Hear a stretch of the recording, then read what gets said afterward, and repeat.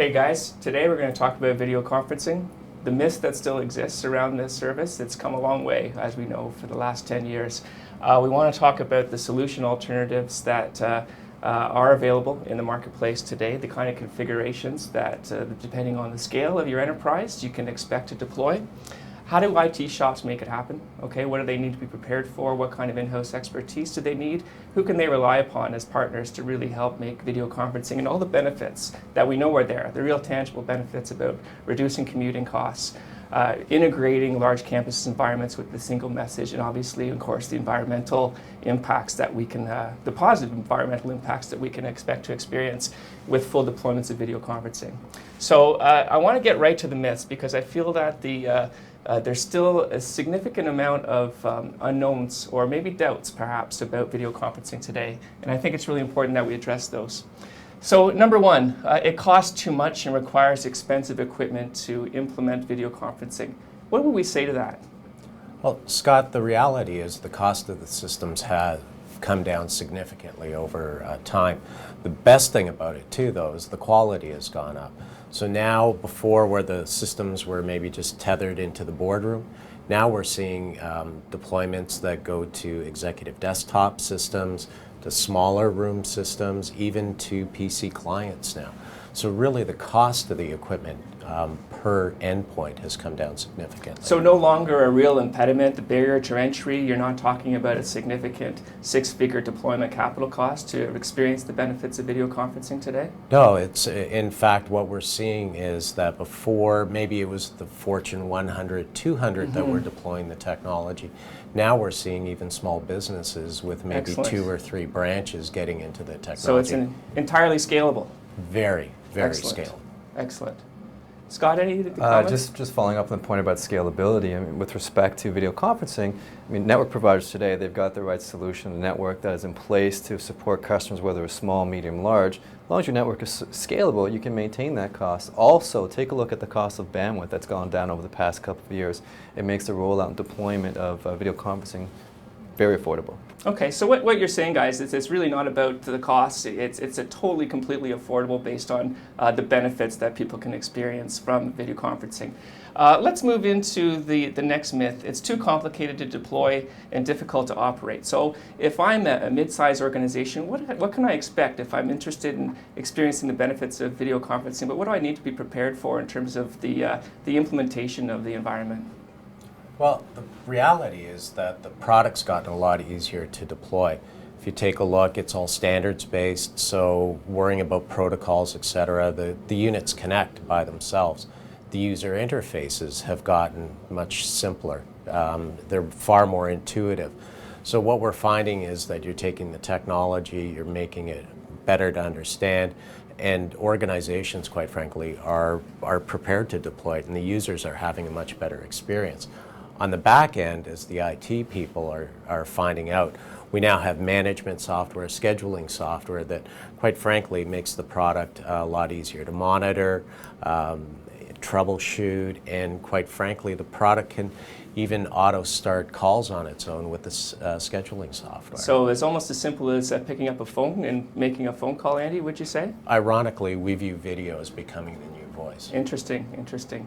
Scott, anything to add to that? I think that people that are interested, or businesses that are interested in video conferencing, they should challenge the service provider. Ask the service provider, you know, what's your experience in deploying these networks, and how proficient are you in managing my service? They should challenge them, because you're not just investing in technology, you're investing in peace of mind and expertise, and that's what they get out of a service provider, regardless of the size of their business. Excellent. So what we're saying with the complication to deploy, difficult to operate, it's not necessary to bring in your own in-house audiovisual expertise to have on hand. Essentially, the environments today will run themselves based on the technology as well as with the underlying support of a service provider partner. Yep. Okay. The quality. Okay, so video conferencing has been around for quite some time, guys. You know, it failed to launch 10 years ago, mostly because of people's experience. How are things changed today? What is the quality? Well, the reality is the quality of the product is just, it's equal now what you're getting in terms of Blu-ray technology. So, and you can have business quality calls at 384 kilobits. which is like 6 voice calls on your LAN. The reality is that the compression standards have improved greatly, so the quality has gone up and the bandwidth requirements have reduced. So Andy, obviously what you're saying is that the video equipment in itself has gotten much more advanced. But Scott, what about the underlying network? Because that is really the critical component for transmitting these video images. Yeah, good point, good point. Well, the network itself has changed. Demands on bandwidth have changed. There's also class of service has been introduced over the past couple of years, both from a 4, a 5, a 6 class, whatever. So from a network point of view, we have to take a look at how the advancements of technologies have really increased the quality of video conferencing. Class of service prioritization as an example. Customers now can prioritize their traffic, both their voice, their data, and their video traffic. With dedicated video class of traffic, we ensure that there is a high quality. In addition, service providers are also providing a high availability network to ensure that there's guaranteed uptime. So you have a network that is providing a class of service distinction, as well as ensuring that it's up and running to ultimately provide both an internal, external, very good user experience in terms of quality. So a strong network with advanced video transmission equipment allows for the real-time traffic of video images and audio, which is a great user experience. Yes. Excellent. Yes. The next myth, guys, it eats bandwidth, and it slows down your network. So you talked about the importance of the network, Scott. Andy, from how much will video images, how much will video conferencing deploy? Is it going to be expensive from a bandwidth utilization perspective? Well, one of the things that you have to take a look at, again, quality is in the eye, is in the eye of the beholder. And when you're talking about executive telepresence, there's a certain expectation in terms of quality, in terms of resolution. Whereas if people are connecting from home, they're going to have a different expectation. So it's not all about 1080p. We can get down to lower bandwidths, still sustain 30 frames per second, which is, excellent motion quality, and have a natural looking video without throwing a lot of bandwidth at it.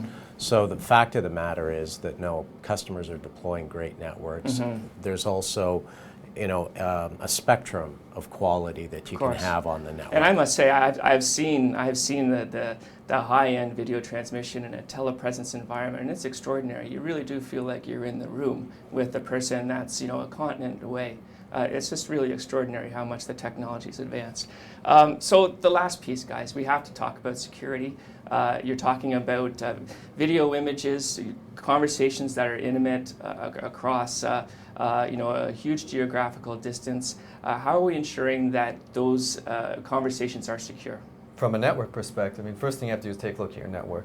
Look at the failover and redundancy deployed in your network today, but also take a real harsh look at your internal environment.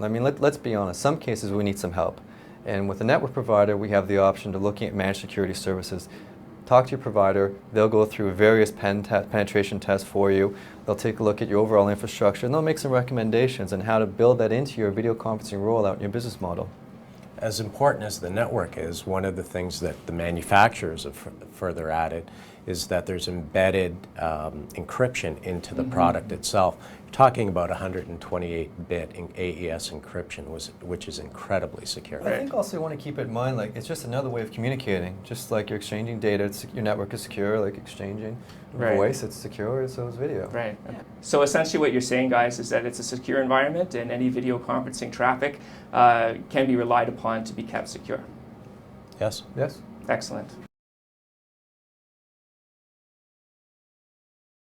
Okay, guys, we talked about the obvious benefits of video conferencing, and I thought you guys did a fantastic job of debunking the myths, okay? So we know that the technology is ready for prime time. Let's move towards configuration. So starting with an enterprise environment, large customer, multiple branch locations with the headquarters, most likely some remote workers, and they were going to want to talk to their supply chain. They need to be able to link with their partners in the most effective way possible. Andy, maybe you can talk to me about the needs of a large enterprise organization. How would they utilize video conferencing in today's environment?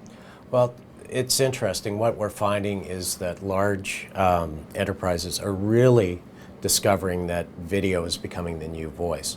So we're starting to see it from top to bottom inside the organization. Executives are looking for telepresence for those high-level, high-quality meetings where the experience has to be outstanding. What they're also looking is how do they start scaling knowledge inside? How do they speed programs to market? How do they get costs out? So they're looking at communicating with their branch offices. They're looking at implementing training with it.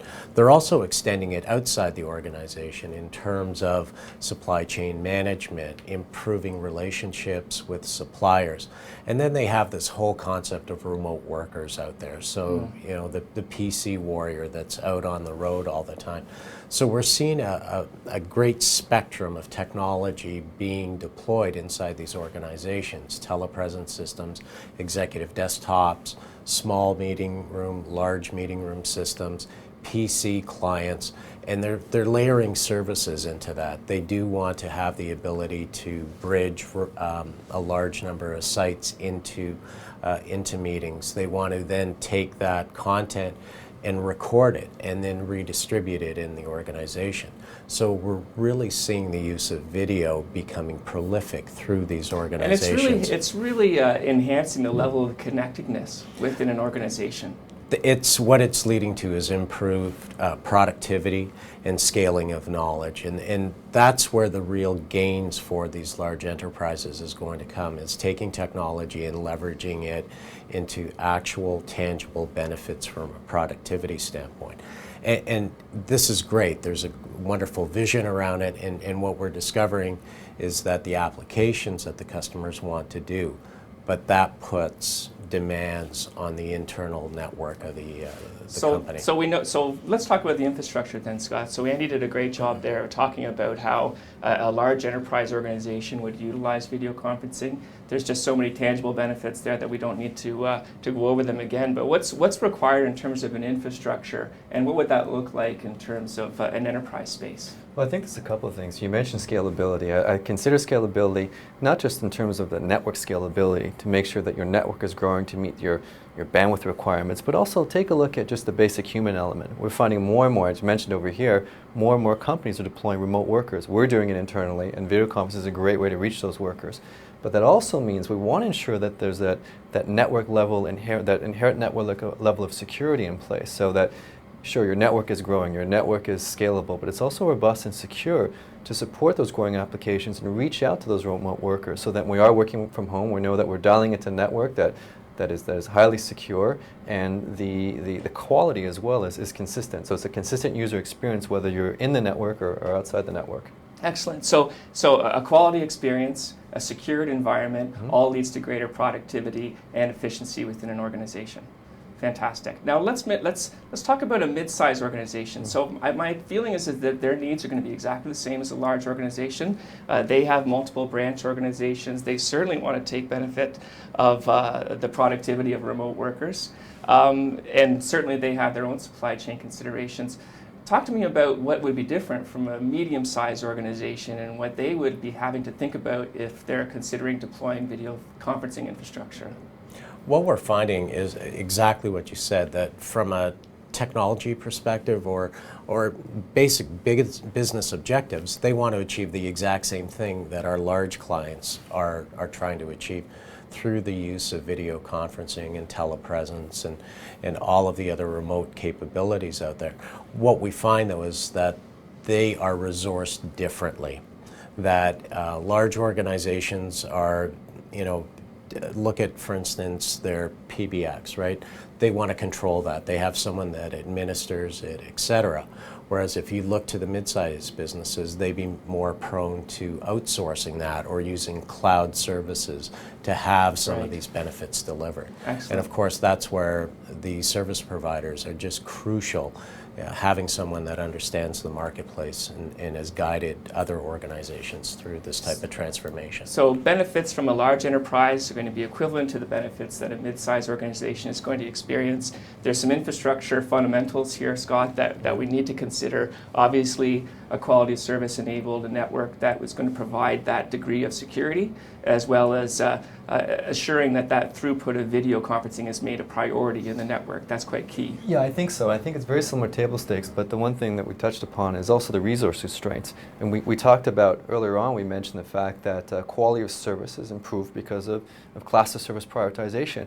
But I mean, to make those words tangible, the mid-market customer is definitely going to benefit from reaching out to a service provider that can provide that management layer, that can provide those tools and provide that guidance. Because we're not just investing in technology, we're investing in peace of mind. And that's what your service provider will provide you, regardless if you're a small, medium, or a large customer, that they've got the skill set, not just the infrastructure, but they've got the experience, they've deployed in the past, and they can work with you to understand what your network, your security, how to configure your class of service, etc. They can make all that stuff make sense to your customer. That's excellent, Scott. Andy, you said something at first that really resonated with me, and I'm sure it will with our viewers as well. Video is the new voice. So everyone has conversations. It's not limited to large enterprise organizations as well as mid-size. Talk to me about the small business, because this is really where I think that the capabilities or the efficiencies that video conferencing has is really going to resonate in the marketplace, and how these small businesses can improve the intimacy of their conversations and the collaboration amongst their teams. So what would it look like for them, and what's top of mind for a small business that's considering video conferencing? Well, small businesses, we touched on it in the introduction about video conferencing being more expensive, or the perceived to be more expensive. The reality is exactly what we had mentioned before, is that the cost of the systems have come down. So they may not necessarily have the same demands of remote workers. They're certainly not going to be telepresence customers from these purpose-built rooms with the immersive environments. But they still have maybe 2, 3, 4 locations, and they want to connect. So they don't have the in-house expertise from a networking perspective. They may be even more reliant in terms of requiring a managed bridging service, for instance. So they still have the same expectations in terms of trying to reduce travel costs. Sure. We all know where fuel prices have gone. Everybody does want to be greener, which is another benefit of the technology. But what they are saying is, we want to leverage this, we want to save money, we want to be more productive, we want to have the best trained branches or offices, we want everybody on the same page. So although you may not have the extensive complexity of the solution in terms of all the moving parts, certainly the business benefits, the expectations of those customers are the exact same. And the video conferencing technology today doesn't have the barriers to entry, perhaps, that it may have had in the past. And certainly there is a scalable entry point for any organization, whether you're small, medium, or large enterprise. Exactly. Excellent. In fact, sometimes these small entities are suppliers to these larger ones. They end up literally being dictated that they need to connect via video, because this is how, for instance, what comes to mind is a large U.S. retailer that they mandate that all of their suppliers actually use video. Right. So you could have an organization that may be small that is forced into video conferencing, but what they've discovered is the experience is so good that they now want to connect their own offices, their own manufacturing facilities with video. So it really is becoming a sampling, so to speak, and then it becomes true adoption.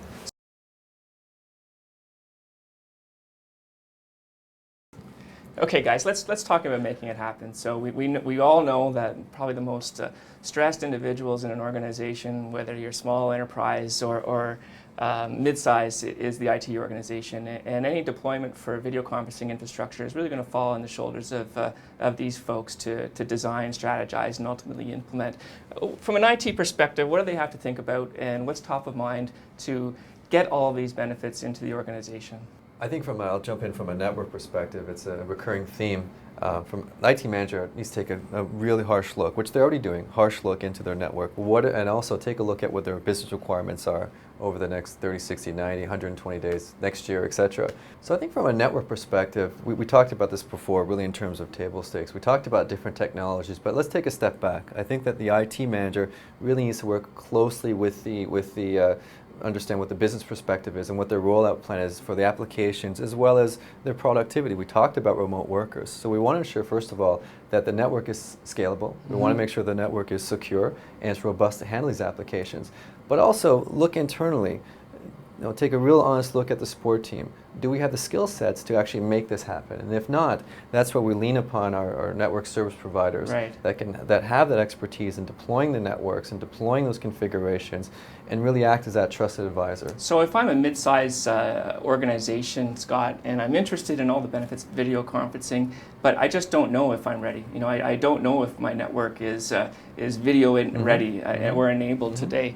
Are you saying here then that the service provider partner can assist? I think that's the main term out of this whole experience, is that not necessarily the technology, but it's really a partnership. Right. And it's really understanding the partner should work very closely with the IT manager, take a look at the network and make those recommendations. They can do it from a scalability assessment, they can do it from attack penetration if they want to understand if there's any security vulnerabilities in the network, or again, just share their experiences and help them shape their rollout for the video conferencing. So it's really about creating a collaborative roadmap, if you could. Where do you want to go? What are you using it for? You're investing in collaboration, what do you not just have technology. Today, and where you need to go. Yeah. So that's from a network perspective. Andy, anything else from a technology perspective? What do IT managers need to consider when they're thinking about a VC deployment?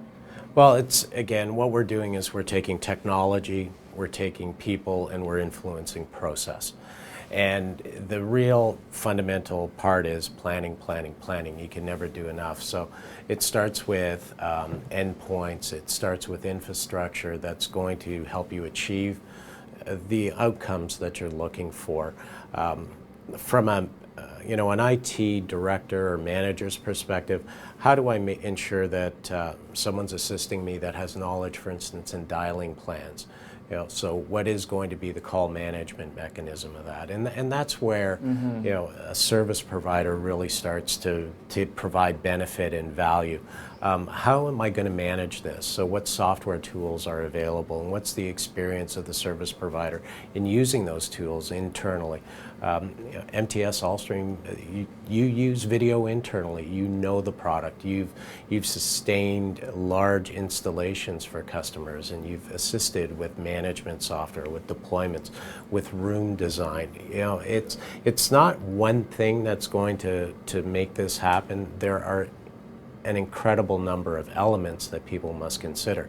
It's not an overwhelming task, but having someone who's been through it is really going to assist with a successful, smooth rollout. And adoption is really key, right? So the users, not just the IT managers who are obviously see the benefits and are looking at that roadmap, but the actual users of the video conferencing have to have that first good experience in order to proliferate the adoption throughout the organization. That's really quite key, isn't it? It's huge. The good news is that the successful adoption percentages have increased. We did a lot of work, for instance, inside of government, and they were expecting ROIs that would be in around the 18 to 24 month period, and what they found was when successfully implemented, they actually achieved the ROI inside of 6 months. Wow. So done properly, when we start talking about video becoming the new voice, it can happen, but it's planning. It's working with a partner that's been there before. It's having the right technology, the user interfaces. So it's certainly much more than a plug and play and it's all going to work. There's other things that organizations need to consider, and obviously working with companies that not only deliver this but use it, is really quite fundamental. I'd add one more point on that. When you are working with a service provider, also challenge them. You want to measure the success of your video conferencing rollout and partnership. So look for those providers that have proactive monitoring 24/7, allowing you actually have visibility into the network, and challenge their SLAs as well. There has to be a way to measure the success of this application. Excellent. I think the context too, like how are people using it and how successfully have they overcome maybe some of the cultural, organizational issues that may be an impediment if you haven't done the correct planning. Excellent. Thanks guys, that was a great discussion today. We're going to take some questions now.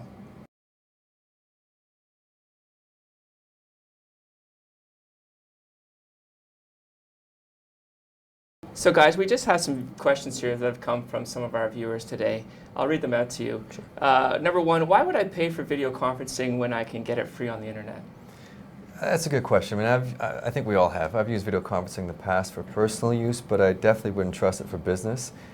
Again, looking for a reliable, scalable, and definitely a secure network, which you'll get out of a network service provider. And also, we mentioned class of service prioritization. We want to make sure that we have a dedicated class of services focusing upon video to ensure there's no packet loss or jitter.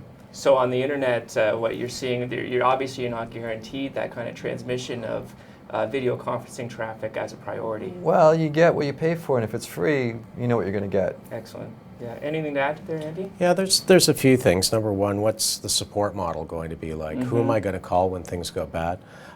You had referenced the quality, Scott. I think that when you're looking at business, conducting meaningful conversations, solving problems, etc., there's a certain quality expectation that most organizations have. And what I've seen of any of the free products, you're not going to get that. So certainly when you're talking about a business environment, it's quite critical that you have to have the quality there. Otherwise, it's just not worth it. You want to maintain a very positive end user experience. Excellent. So let's assume that I'm an early adopter and I did have video conferencing equipment from 10 years ago, let's say. What can I expect to achieve and gain by upgrading in today's market? There have been numerous advances. First off, from a quality perspective, you're looking at most likely what was an NTSC system. So now we're able to offer product that goes up to full 1080p.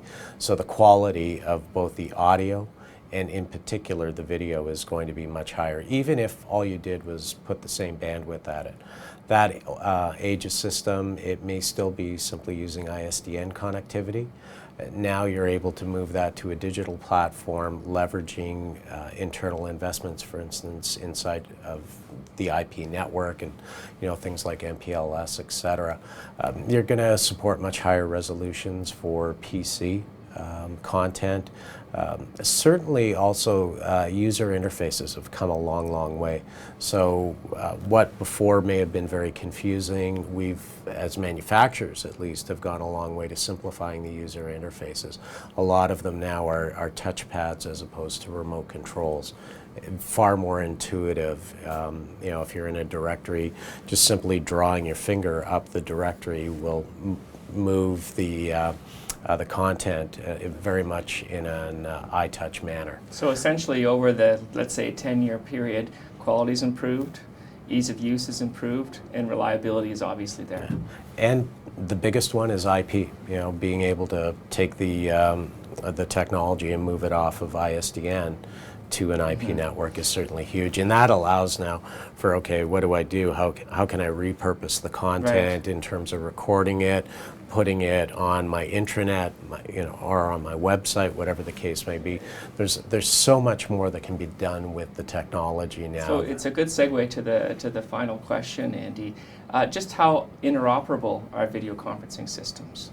The systems that you're seeing produced now, they all rely on standards-based technologies. So protocols, SIP. We have H.323, which was the first mechanism for doing it over IP. And there is still legacy to H.320 or the ISDN technology. All of that, whether it's video, audio, algorithms, they are all standards-based. So from a user perspective, the chances of being able to connect between manufacturers is the best that it has ever been. Really goes back to that point that you were talking about earlier, Scott, about scalability. Yeah, that's essential. Scalability and robustness within the network. Excellent, excellent. Well, thanks very much, guys, for answering those questions. And again, thank you very much for your time today. Thank you.